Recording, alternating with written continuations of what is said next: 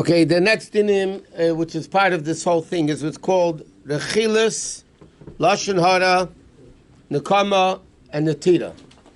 Okay, we'll get to learn each one what they are. Rechilas, the Torah says, Leiselech Rochel Ba'amecha, which means actually you shouldn't be a gossiper. But Rachel, the literal definition of a Rachel with a Chaf, not with a Ches. Rachel means a peddler. What does the peddler do? He loads up goods in one place, wholesale, and then he comes and sells them, he unloads them in a different place. What's a gossiper? He hears gossip in one place and unloads it in another place to other people. And the Torah says, it's a negative commandment in the Torah. You're not allowed to be a gossiper, even though it's true and it's good and it's fine. It's gossip. Gossip is gossip. And he says, even though it's true, there's nothing derogatory, it's still and it's not only, it's a very big sin. Why? Because the Torah says, Demi said to Shaul HaMelech, a whole story, what happened, and a lot of people got killed because of the gossip that people were talking about.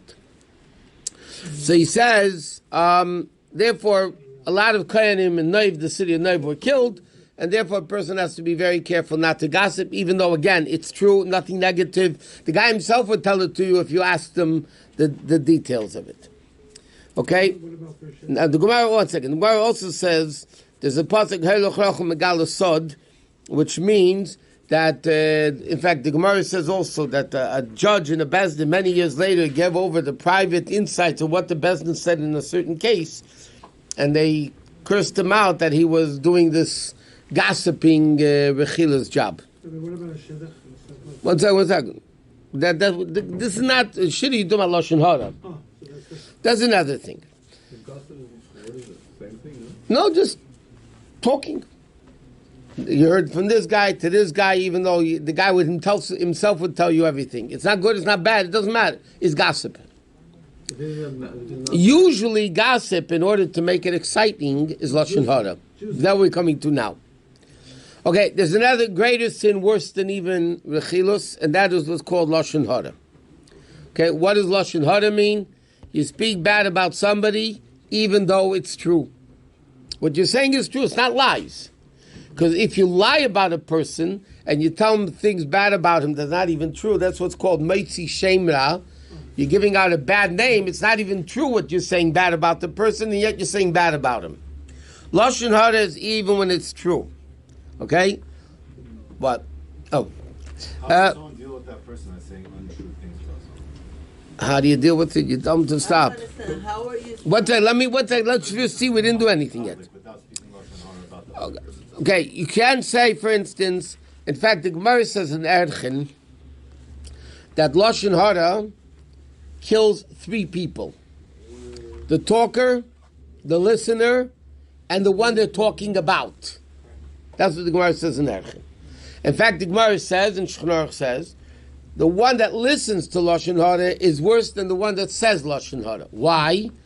Because no listener, no talker. Who's causing the talker to talk is the listener. Okay, so therefore it's even worse. The listener is even worse than the talker. Now, why is it that Lashon Hara kills all 3? So we know that the talker, we understand. He's talking. The listener, we understand why he's no good, because he's listening. If he wouldn't listen, the guy wouldn't talk. But never, the poor guy they're talking about, right? Why is he getting, so to speak, killed? The Gemara says, the Gemara says it kills 3 people. Why is he never in shuldik, like they're saying? Why is he to blame that Nebuch, they're talking bad about him? So Rabbi Noyain explains, Rabbi Noyain was a Rishon in the Gemara, he explains the following. Everybody has bad. Everybody has bad within them, but sometimes it's hidden bad. It never comes to the surface. If it doesn't come to the surface, it's not so bad. I mean, everybody has bad in them, but it's in the closet. It's not coming out in the open. What happens when a person speaks Lashon Hara? Speech is a revealing process. Like we learned by Hashem, what does speech mean? You reveal it. If somebody speaks Lashon Hara about somebody, so then they're actually revealing the person's bad from inside, now it's coming out. So therefore it hurts the person they're talking about because they're revealing the bad now into an open level versus what was before in a hidden level. So why does he have to suffer?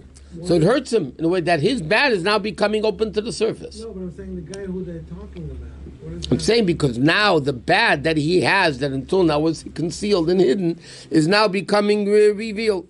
And it says the reason why the Jews, when they left Mitzrayim, were sealed not to go into Eretz Yisrael because the spies, the Meraglim, spoke bad about Eretz Yisrael. They spoke Lashon Hara about Eretz Yisrael. So therefore that caused the sealing of not going, even though they tested Hashem, they sinned 10 times in the desert. But what was the final blow that sealed the fate that they're not going into Eretz Yisrael was the fact that they spoke Lashon Hara. But there's a lot of interesting details in this din of Lashon Hara. How far it goes and how far it doesn't go. For instance, if somebody else is going to get hurt by you not saying the truth, then the din is you're allowed to say it. Give you a simple example. A guy never pays back his debts. Whoever lends him money, he never pays it back. Now somebody comes to you and says, do you think I should lend this guy money? And you know if he lends him money, he's never going to see it back again. So if you're going to be silent, you're going to be quiet, he's going to give him the money and he'll never get back. So then the din is that you're allowed to say he doesn't give back debts. Why? Because then you're protecting the person that wants to lend him the money. Like he's going to lose his money. Or in business, somebody says, sure, you go into business with somebody. And you know the guy's a crook and a thief and everything else under the sun. And so you can't, so somebody will think, well, you can't say Lashon Hara that he's not honest because that's Lashon Hara. Halachos says, no, then you do have to say. Same thing with a shidduch. You have to know, it's zillions of details, how to say it and which way to say it. Do they have to ask you, or if they're going for a meeting with such person, you could tell them? If he's a close friend, then you could tell him. What if you refuse to listen, but they call you and they just continue talking, and it includes them in the whole issue, and they're talking about somebody else? What do you do? Hang up. Really? Yeah. Isn't it our job to... Well, what do you do if somebody's throwing stones at you? You just let him or you close the door? Isn't it also our responsibility to try to help individuals resolve issues? Yeah, it's a big mitzvah to help individuals resolve issues. But you can't speak Lashon Hara. But if somebody else is going to be getting hurt, then you're allowed to. But I don't understand if there is nothing bad about what you're saying about to the guy, like the beginning you mentioned. Why not allowed to say something that is not bad? Because you know what happens when you start gossip? It ends up becoming bad. I'll give you an example. I'll give you another example. There's something called avak Lashon Hara. Dust of Lashon Hara. That means it's not real Lashon Hara. It's just like, okay. For instance, it says in Shulchan Aruch, you're not allowed to speak good about somebody to his enemy. Let's say Reuven and Shimon are enemies. And you're going to go and tell Shimon something good about Reuven. So, hey, you're a good guy. You're telling good. The thing is, you're not allowed to. That's called dust of Lashon Hara. Why? Because what's going to happen? Shimon's going to say, yeah, let me tell you about this guy. You know what I mean? So you're causing Lashon Hara. Or even, let's say, the example is somebody says, where can I find fire now? Light or something. And the guy says, oh, go to the guy's house. He's always cooking meat and fish. He's always cooking. That's also derogatory. But it's not saying bad things, they're friends. It depends what the issue is. If you mean it is bad, then it's Lashon Hara. Or it could come to bad. What about a bunch of friends like they know? Well, I'll give you another example. Somebody comes to you and wants to tell you something bad about somebody. Or good about, whatever. They want to tell you about somebody. Say, don't talk to me about that guy. You say, don't talk to me. You're not saying anything. You just say, don't talk to me about that guy. That's Lashon Hara. Oh, him? Him, yeah. Inference. It's inferring, and it's, it says, Klala tichashiv lai, it's considered. What if someone comes up to you and says, why is such and such person saying such and such about you? Where can that conversation lead? Why is somebody saying bad about you? If the purpose is that you should go to the person or explain to him what's going on to stop it, then it's good. Otherwise, you're talking not. Let's say he comes to me and says, "Why is Kaveh talking this way about you? What's going on with you guys? Why is he saying these negative things about you?"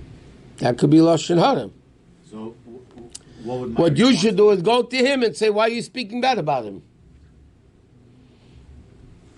They tell the Chafetz Chaim, who wrote the Sefer Chafetz Chaim, because he wrote a lot about Shmiras Haloshen. So he asked, when he was a bachi, at the kid, he used to see some rabbis talking. He would go over to them and say, "Excuse me, you're talking lashon hara." He smelled that they were talking lashon hara about somebody. But it's a very interesting story. The Chafetz Chaim once asked the Rebbe Rashab, they were very close friends. Chafetz Chaim asked the Rebbe Rashab, because in halacha it says if you speak lashon hara, it's 6 sins and 10, who knows how many sins are part of lashon hara. So he said to him, "Why by Chassidim do they talk lashon hara? And yet when it comes to shaving a beard, which is many opinions hold you not with a razor, with a shave, many opinions hold you allowed to. It's not so terrible. It's rabbinic.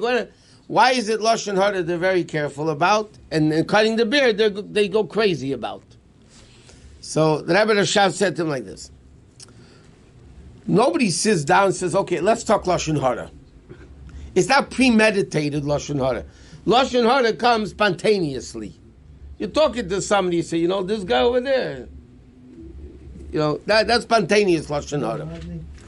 But he said to shave your beard, you go to the barber shop and you sit down in the chair and they put a shmat over you, and it's a premeditated sin. He said a premeditated sin in that respect is worse than spontaneous lashon hara. It comes, it happens, it comes out.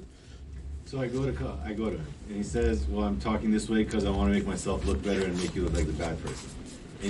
That's not allowed. He's not allowed to say that to you. He's not allowed, but he's already done it. So then, what am I supposed to do? Ask him why you did it. That's what we learned before. So I ask him, but it's done. He's done it and it's done. So now there's, rumors. And how can you go to people and say, "Well, I spoke to him and he says, I made these rumors about you to make myself look better." Is that lashon hara? From whose part? From the person defending themselves. Lashon hara. Why is that lashon hara?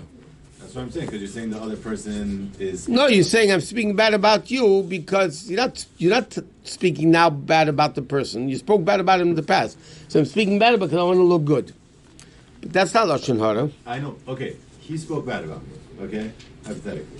All right, I heard about it from someone else. Then they're asking, "Is this true or is it not true? Why is this person speaking about me?" So I go to him and I say, "Well, are you speaking about me? Like I heard somebody came to me and said you said such and such." He says, "Well, what do you think? I want to make myself look better. Let's just say." Then at that point, that act is not lashon hara. that act is not lashon hara. But then That lashon hara shows the lowness of the I person. want to clear my name, So tell him you want your name cleared. but that person's not going to do it. So I have to do it myself. So can I speak and say that person has issues and? Yeah, you could defend yourself like The guy that. that's talking about it is also lashon hara. It's all lashon hara. Okay. Never have any friends. Don't talk to anyone. I told you there's a guy who likes to go to a shul at Rosh Hashanah and Kippur where he knows nobody. He said, "Dan, I don't know anybody. I love them all." A shul that I always daven at. I hate this guy. This guy. He said, "I go to a shul. I don't know anybody. I'm a chaya. I can daven. I can love everybody in the shul." It's not wrong, by the way. To a certain extent, he might be right.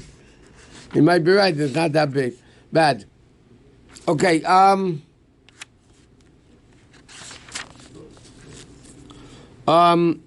Or somebody speaks in passing lashon hara. They just don't. They make it as if they're holy. They're not speaking openly negative, but it implies negativity. It's terrible. It's a terrible sin.